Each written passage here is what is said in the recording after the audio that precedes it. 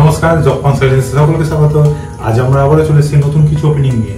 আজ আমরা আলোচনা করব ব্যাংক অফ বরোদার 500 পিওনের রিক্রুটমেন্ট আছে, সেই নিয়ে আমরা আলোচনা করব যে পিওনের রিক্রুটমেন্ট শুধুমাত্র ওয়েস্ট বেঙ্গল নয়, হোল ইন্ডিয়া বেসিস আছে। সুতরাং সেই নিয়ে আলোচনা করব। বেশি কথা না বলে চলুন শুরু করা যাক। আমরা দেখিনি কিভাবে ব্যাংক অফ বরোদায় 500 পিওন রিক্রুটমেন্টে অ্যাপ্লাই করতে হবে। তাহলে এবার আমরা সরাসরি চলে যাই কম্পিউটার স্ক্রিনে। কম্পিউটার স্ক্রিন থেকে আমরা এবার দেখে নেবো কিভাবে কোথায় অ্যাপ্লাই করতে হবে, কি প্রসেসে অ্যাপ্লাই করতে হবে, কি নিয়ম আছে, সবটা আমরা বিশদে জেনে নেবো। চলুন শুরু করা যায়। আমাদের কাছে ব্যাংক অফ বরোদার নোটিফিকেশনটি আছে, সেটি আমরা প্রথমে একটু দেখে নেব। এই নোটিফিকেশনের আমরা প্রথমে যদি চলে যাই, আমরা সেখানে পাবো, আমরা এখানে দেখতে পাচ্ছি recruitment of office assistant peon on regular basis in subordinate career in Bank of Baroda. Bank of বরোদাতে কিন্তু পিওনের রিক্রুটমেন্ট আছে। Online registration of application start from 3/5/2025, যেটা অলরেডি আমরা ছেড়ে চলে এসেছি। Last date submission of application and payment of fees 23rd May 2025। ঠিক আছে, 23rd May কিন্তু লাস্ট ডেট আছে। এবার এই সম্পর্কে আমরা একটুখানি দেখে নেবো ওপর, কারণ এখানে অ্যাপ্লিকেশনে অনেক কিছুই আছে, ওরা দেখে নেবো। এখানে দেখুন দেখাচ্ছে যে detail of state wise vacancy. Whole India বেসিসে যখন ভ্যাকেন্সি বলেছেন, প্রত্যেকটা স্টেটে ভ্যাকেন্সি আছে, এবং অন্ধ্রপ্রদেশে ভ্যাকেন্সি আছে 22টা, আসাম আছে 4টে।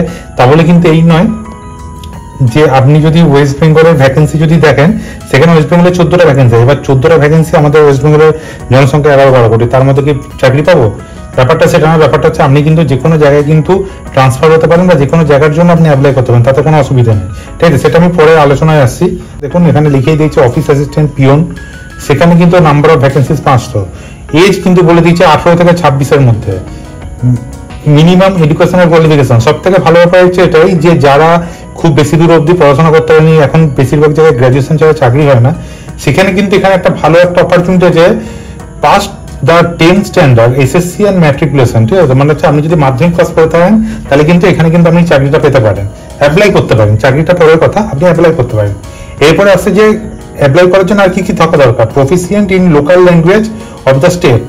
আপনি যে স্টেটে আসেন বা ইউটিতে আসেন, ঠিক আছে, বা যেখানেই থাকুন না কেন, সেখানকার কিন্তু আপনার লোকাল ল্যাঙ্গুয়েজ জানা দরকার। আপনি যে ওয়েস্ট বেঙ্গলে থাকেন, আপনার কিন্তু বাংলা জানা দরকার, আমরা নেপালি জানা দরকার, হিন্দি জানা দরকার। আপনি যদি এখন যদি মহারাষ্ট্রে থাকেন, সেখানে তো আপনাকে হিন্দি জানতে হবে। তো সুতরাং প্রত্যেকটা যে লোকাল যে ইউনিয়ন টেরিটরিজ বা স্টেট আছে, সেখানকার ল্যাঙ্গুয়েজ কিন্তু আপনাদের জানা দরকার। বয়স বলে দিয়েছে এখানে 1/5/2025, 1/5/2025 মধ্যে 18 থেকে 26 এর মধ্যে কিন্তু আপনাকে বয়স হতে হবে। ঠিক আছে, তো সুতরাং এখানে কি বলছে যে 1/5/1999 থেকে 1/5/2007। ঠিক আছে, তো 1/5/1999 এর আগে জন্মালে হবে না, 1/5/2007 এর পরে জন্মালে হবে না। সুতরাং এই অনুযায়ী ওরা ডেটটা ক্যালকুলেট করে দিচ্ছে। সুতরাং ওই জন্য ওরা ডেট অফ ইয়ারটা দিয়ে দিয়েছে ওখানে, যে এর মধ্যে হবে। আচ্ছা ঠিক আছে, এবার আমরা বলে দিই ক্যাটাগরি যেগুলো আমরা ওখানে দেখলাম। এসসিদের 5 বছর রিল্যাক্সেশন আছে, মানে হচ্ছে 26 যদি হয়, যারা এসসি হবে তাদের 31 বছর অবধি অ্যাপ্লাই করতে পারবে। আদার ব্যাকওয়ার্ড ক্লাসেস ওবিসি, তারা 29 বছর অবধি অ্যাপ্লাই করতে পারবে। ঠিক আছে, পার্সন উইথ বেঞ্চমার্ক ডিসেবিলিটিস, মানে হচ্ছে যারা ডিসেবল পার্সন আছে, তারা কিন্তু 10 বছরের জন্য অ্যাপ্লাই করতে পারবে। মানে 26 যদি ম্যাক্সিমাম এজ হয়, তারা কিন্তু 36 বছর বয়সে কিন্তু অ্যাপ্লাই করতে পারবে।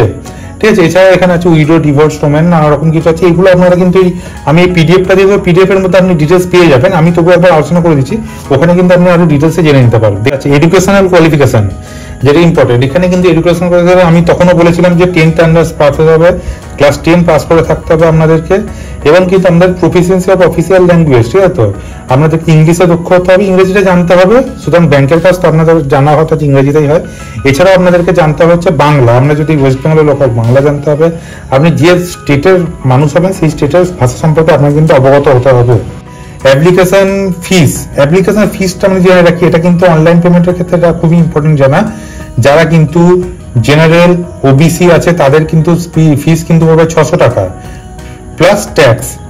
আচ্ছা, যারা হচ্ছে এসসি এসটি আছে, পিডব্লিউবিডি আছে, তারপর হচ্ছে আরো যেসব ওমেন ক্যান্ডিডেট যারা আছে, এছাড়া ওমেন ক্যান্ডিডেট যারা আছে, তাদের কিন্তু 100 টাকা প্লাস জিএসটি পড়বে। ঠিক আছে, bank transaction charges on online payment application fees, imitation charges will have to be borne by the candidate. ঠিক আছে, সবকিছু চার্জ কিন্তু আপনাকে বহন করতে হবে। চলুন সরাসরি চলে আসি কিভাবে ফর্ম ফিল আপ হবে। আচ্ছা, এবার আমরা ব্যাংক অফ বরোদা ওয়েবসাইটে চলে যাবো। দেখুন এখানে ওয়েবসাইট দেওয়া আছে, আমাদেরকে লিঙ্কে আমি ওয়েবসাইট দিয়ে দেবো, ডিসক্রিপশনে পেয়ে যাবেন। bankofbaroda.in, আমরা bankofbaroda.in ওপেন করব। এখান থেকে যাব আমরা ক্যারিয়ার্সে। ক্যারিয়ার্স ওপেন করবো, এখানে যাবো আমরা হচ্ছে কারেন্ট অপরচুনিটিস, নো মোড়ে ক্লিক করবো আমরা।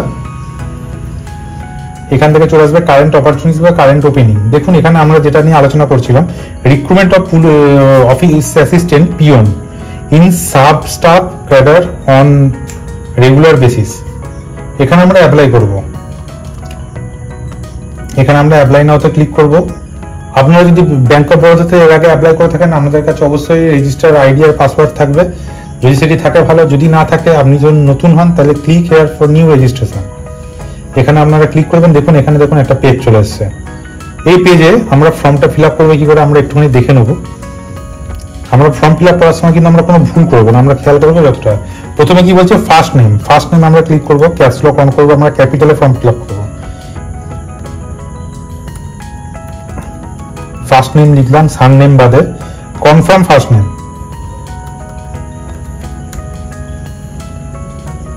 কনফার্ম লাস্ট, এবার হচ্ছে লাস্ট নেম। ফার্স্ট নেম হলো আপনার যদি মিডিল নেম থাকে তাহলে আপনি মিডিল নেম দেবেন, আপনার যদি মিডিল নেম না থাকেন ছেড়ে দেবেন, দেবেন যে কনফার্ম লাস্ট নেম।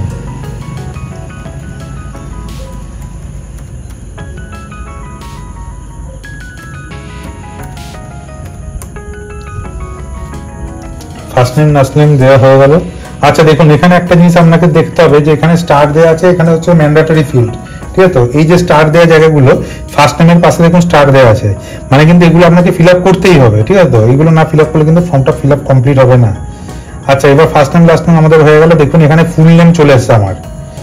এছাড়া এবার আমি টাইপ করবো যে মোবাইল নাম্বার। মোবাইল নাম্বার আমরা এটাই দেবো, এই কারণে দেবো যে মোবাইল নাম্বারটা আমাদের যেটা দেবো সেটার সঙ্গে কিন্তু আধার কার্ডটা যেন লিঙ্ক থাকে, তাহলে আমার ইন ফিউচার সুবিধা হবে। আধার কার্ড ব্যাংকের নাম্বার, তো আমি এখানে মোবাইল নাম্বার টাইপ করছি।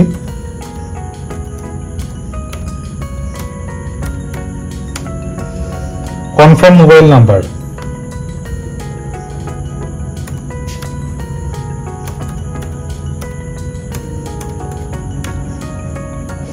মোবাইল নাম্বার টাইপ করে দিলাম। অল্টারনেটিভ মোবাইল নাম্বার যদি আপনাদের কাছে থাকে তো দেবেন, অসুবিধা কিছু নেই, এখানে না দিলেও কোনো ব্যাপার নয়, এটা অল্টারনেটিভ ফিল্ড নয়। এখানে আপনার ইমেল আইডি বসাতে হবে, আপনার যদি কোনো ইমেল আইডি থাকে সেটা স্মল লেটারে আপনারা এখানে টাইপ করে দেবেন।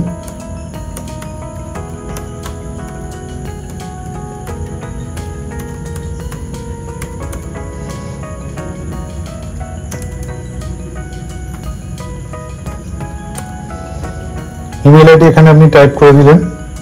কনফার্ম ইমেল আইডি, আপনি যে ইমেল আইডি টাইপ করেছেন ওটা আবার রিটাইপ করবেন।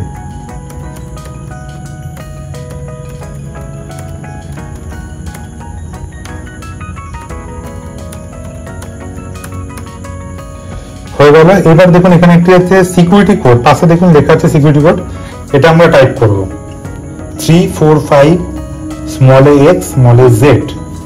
আমরা সমস্ত ডিটেলসটা এখানে মিলিয়ে নেবেন। হয়ে গেল, সেভ আর নেক্সট করবো। দেখুন এবার আমার লোডিং নিয়ে নিল, এখানে আমি ওকে করলাম, আমার ডেটা কিন্তু সেভ হয়ে গেল, নেক্সট পেজে আমার চলে গেল। ঠিক আছে, নেক্সট পেজে আমার যখন চলে এলো, এবার আমরা এখানে ফটো আপলোড করব।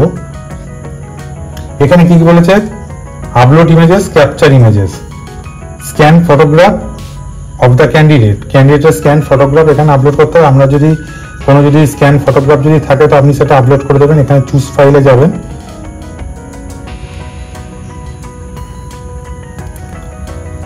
চুজ ফাইলে যাওয়ার পর আপনি যেখানে আপনার ডকুমেন্টস রেখে থাকেন, যেখানে আপনার সমস্ত ডেটা রাখে, এখান থেকে গিয়ে আপনি ডকুমেন্টটা চুজ করতে পারেন যে আপনি কোন ফটোগ্রাফটা দেবেন।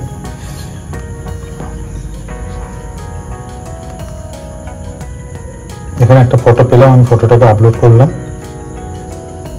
আচ্ছা এখানে দেখুন বলছে যে photograph size should be between 20 to 50 কেবিস, তাহলে আপনাকে 20 to 50 কেবিস এর একটা ফটোগ্রাফ আপনাকে আগে চুজ করে রাখতে হবে। আচ্ছা যেমন ভাবে বলেছিলাম, আপনি কিন্তু চুজ ফাইলে যাবেন, চুজ ফাইলে গিয়ে কিন্তু দেখুন এটা আমার 20 থেকে 50 কেবির মধ্যে ফটো, সুতরাং এই ফটো আপনি একটা আপলোড করে দিলেন। চলুন ঠিক আছে। আচ্ছা এবার আমরা চলে আসি, এখানটা একটু ডিস্টার্ব। আচ্ছা এবার আমরা চলে আসি যে signature, scan signature of the candidate, এখানে আমরা এখানে সিগনেচারে চলে যাব।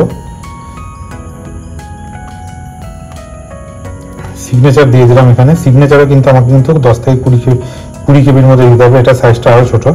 আচ্ছা তাহলে এখানে আমি আমাদের ফটো তো আপলোড করে দিয়েছি আমার, কিন্তু এখানে কোনো একটা ফাইলের সাইজের কারণে আমি ফাইল ঠিকঠাক দিলেও এখানে দেখছি যে ফাইলটা ঠিকঠাক করে নিচ্ছে না। তো যাই হোক, আপনাদেরকে বলে রাখি এখানে অসুবিধার কিছু নেই। আমরা যখন এখানে যখন ফিল আপ করে যখন আমাদের আগের মতন যখন নেক্সট করবেন, তখন নেক্সট করলে কিন্তু এখানে চলে আসবে যে ডিটেলস আপনাকে কিন্তু আপনার ফুল ডিটেলস দিতে হবে। যেখানে কি দিতে হবে, এখানে আপনাকে দিতে হবে হচ্ছে আপনার নাম, অ্যাড্রেস, বাবার নাম, আপনার আধার কার্ডের যদি নাম্বার থাকে নাম্বার, মোবাইল নাম্বার, এসবগুলো আপনি এখানে ডিটেলস দেওয়ার পরে এখানে তারপর আপনি প্রিভিউ করবেন। প্রিভিউ মানে হচ্ছে এখানে আপনি যে ডিটেলস গুলো দিয়েছেন, আপনার লোকেশন, যা কিছু ডিটেলস দেন, কোন পোস্টের জন্য অ্যাপ্লাই করছেন, সব ডিটেলসটা কিন্তু আপনাকে একটা প্রিভিউ পেজ দেবে। সেই প্রিভিউ পেজে কিন্তু আপনি টোটাল ডিটেলসটা পেয়ে যাবেন। আপনার কোনো ভুল হচ্ছে কিনা সেখানে কিন্তু আপনি এডিট করার অপশন পাবেন। এডিট হয়ে গেলে, এডিট হওয়ার পর এবার আপলোডে এখানে কিন্তু আপনাকে কিছু ডেটা আপলোড করতে হবে, যেমন স্ক্যান ফাইল যেগুলো আছে সেগুলো আপলোড করতে হবে। আপনার যে ফাইলটা আছে যেটা আপনি ফিল আপ করছেন সেটাও আপনাকে আপলোড করতে হবে। আপলোড করার পরে এখানে কিন্তু পেমেন্টের অপশন আছে। এখানে দেখুন লাস্টে একদম শেষে পেমেন্ট অপশন আছে। এই পেমেন্ট অপশনটাতে কিন্তু আপনাদেরকে কি পেমেন্ট করতে হবে। আপনাদেরকে বলেছিলাম যে জেনারেলদের জন্য হচ্ছে 600 টাকা, ওমেন ক্যান্ডিডেট এবং SC ST এর জন্য 100 টাকা। সেই টাকাটা প্লাস GST টাকা অ্যামাউন্টটা আপনাকে এখানে পেমেন্ট করলে কিন্তু আপনার মেল আইডিতে কিন্তু নোটিফিকেশন চলে আসবে। আরো একটা জিনিস বলে রাখি, এই দুটো জিনিস আপনাদের মেলে যদি আসে ভালো, না থাকে তাহলে আমরা লিখে নেবেন। আপনারা যখন এটাকে নতুন নিউ ইউজারে লগ ইন করবেন না, এখানে আপনার রেজিস্ট্রেশন নাম্বার দিয়ে দেবে। এখানে আমার রেজিস্ট্রেশন নাম্বার দিয়েছে এটা। আর দেখুন এখানে দেখুন দিয়েছে আমার পাসওয়ার্ডটা দিয়েছে, এখানে আমার পাসওয়ার্ডটা আছে। সুতরাং নেক্সট টাইম যখন এটা হয়ে যাওয়ার পর নেক্সট টাইম যখন আপনি লগ ইন করবেন তখন কিন্তু এখানে আপনার এই ইমেল রেজিস্ট্রেশন নাম্বারটা, পাসওয়ার্ডটা কিন্তু কাজে লাগবে আপনার এই পেজটিকে ওপেন করতে। তো এইভাবে আপনাদেরকে যে প্রসেস দেখালাম, এই প্রসেসে কিন্তু এই ফর্মটা ফিল আপ হবে। আপনারা কিন্তু এই প্রসেসে ফর্ম ফিল আপ করবেন। কোনো অসুবিধা হলে কিন্তু আমাদেরকে অবশ্যই যোগাযোগ করবেন কমেন্টে, আমরা কিন্তু আপনাদেরকে যথাসাধ্য সাহায্য করবো। এছাড়াও বলে রাখি যে ফটোর সাইজ বা আমাদের যে সিগনেচার সাইজ, এগুলো কিন্তু আপনারা কিন্তু একটু দেখে শুনে নেবেন। কোনো সাইবার ক্যাফেতে গেলে তারা কিন্তু এগুলো ঠিকঠাকভাবে আপলোড করে দেয়। আমাদের এখানে কোনোভাবে টেকনিক্যাল প্রবলেমের জন্য আমাদেরকে দেখাতে পারলাম, এর জন্য আমরা সত্যি খুব দুঃখিত। বাট নেক্সট টাইম আমাদেরকে ভালোভাবে চেষ্টা করবো, নেক্সট টাইম এই ধরনের ভিডিওগুলোতে আরো ডিটেলসে কিছু দেখানোর জন্য।